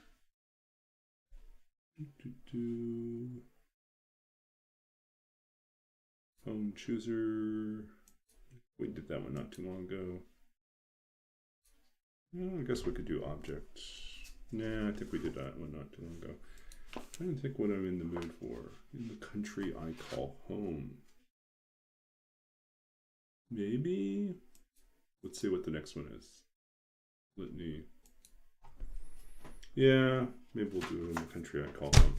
So this is from my first book of poetry, from The Lost Country of Sight, published by Anhinga Press in 2008, winner of the 2007 Philip Levine Prize. This is a poem inspired by a line by a Cuban poet by the name of Jose Marti, who writes, "I have 2 countries, Cuba and the night. In the country I call home, there is no Cuba, no other half of night, no dark woman in her deep robe of grief, no wooden doors flung open to emptiness, nothing of music, no city in flames, all this absent. In me there are as many countries as names, as many versions of the world. If there is a country, it is a white-limbed tree, a wind-drifted plain of snow. It is a country buried, or a man holding a camera to his eye, or a silence. If there is a country, there are two countries, a double exposure, the other world ghosting, the first, the second full of dark-haired strangers, ink ground from charcoal pressed to stone, hard as raw rice. If there are two countries, a third always rises, life preserver on the waves, a ship without reference, anywhere, everywhere, a nation of one.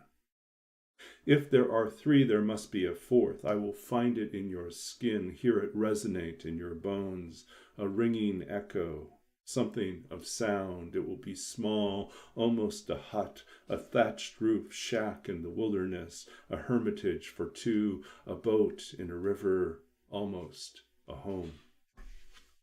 There you go, in the country I call home.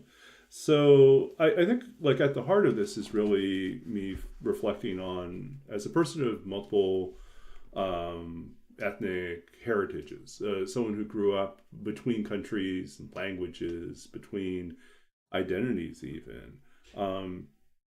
This idea of home is always transient to me. Like there's no physical location I can point to, no physical structure or building of my childhood where we were always, that was home.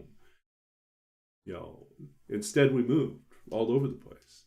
And my mother's side of the family is from Taiwan and mainland China. And there's the story of exile and displacement and of rebuilding and reinvention is as old as the family. Our very first ancestor, we trace our family ancestry all the way back to 1134 BC on my mother's side. Her father's side, that ancestor on the earliest 1134 BC, kind of almost a proto-ancestor at that point. That's like the end of the Shang dynasty, the first recorded dynasty in China. And he was the elder brother of one of the last rulers. And when his brother passes away, the king passes away, the sons of the king, knowing that in Shang dynasty China, rule passed on fraternal lines from brother to brother before it went down the next generation, conspired to kill my ancestor, who found out about the conspiracy and fled in the middle of the night with his family and fled south and left everything, most things behind. And so that sort of like that family of displacement, of reinvention, of having to constantly leave, it's just always ingrained somehow genetically on that side. And then just in general, in our family story, we were always moving, whether it was British Columbia, or we were like, so Canada, and Saudi Arabia, and Taiwan, and, very briefly in Hawaii, and then me a lot in the US as well. This is constantly moving. I learned English first, and then we went to Taiwan when I was 3.5 or 4, and I forgot all my English, and I switched over to Chinese. And then when I came back to Canada, I forgot all my Chinese, and switched back to English. And then when I was 19, I went back to Taiwan, and I relearned Mandarin. And so there's like this multiplicity of homes. There's no one home. There's always this act of reinvention. And so the poem is really me trying to figure out, like, what is home? And if there is a home, there must be another home. Or is there a home at all? Is it constantly the journey to find home that really is the home that I'm in? So, yeah. So anyways, that's what I think about. I was like, I don't regret sort of that transient, childhood of having moved around a lot. It gave me a very international, global perspective, and it made me realize with great humility that I'm not the center of the world, but there are other people that are the center. Like that like I'm always having to figure out how to work myself into a new place. And I think there's a great humility in that if you are not the majority, but you are a newcomer, you have to think strategically around that. And then when you come back to a location where you are, generally considered a majority, but you have lived most of your life having experienced what it's like to be a majority in a minority role. And if you're racially mixed, you're always going to be in a minority. Within even sort of your minority communities. So it's just, I think there's a way in which, I think the poem is constantly engaging and reinventing what that means. So there's part of me that actually does like moving around a lot, but I have to admit, as I get older, and acquire more books, I am less likely to want to pick up and move over and over again. Like coming out here to BC was hard because I basically had to leave most of my books behind to make this trip. And now that I'm here, the thing I dread most is like at some point, school ends, and hopefully I land a job where they can afford to help me move out. Otherwise, I will have to kind of maintain this existence where I have like a presence here, and then the bulk of what I consider my extended brain is stuck in another province until I can afford to move it out. So. Okay, thanks for sticking around. Appreciate it all. We're going to find someone to raid. Let's go and do that.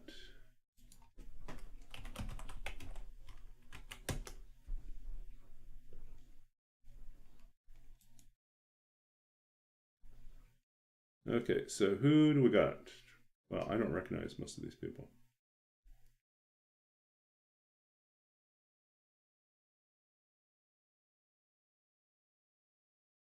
Wow, lots of new people tonight.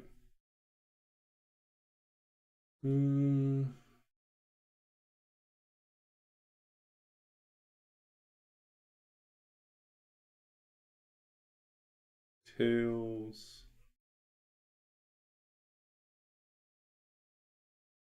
Stalker. What are people doing? Finishing up Tails.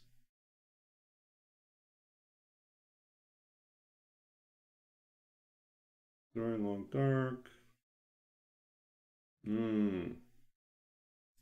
Okay, so we got this guy, this person, Jaster, is surviving the Long Dark first playthrough.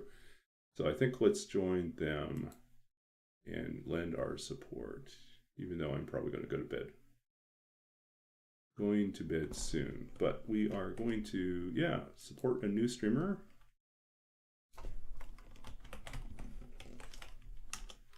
Someone who's just starting to stream The Long Dark, and we'll hop over there. Thank you for hanging out. We will head over there as soon as we got this thing loaded, locked and loaded, ready to go.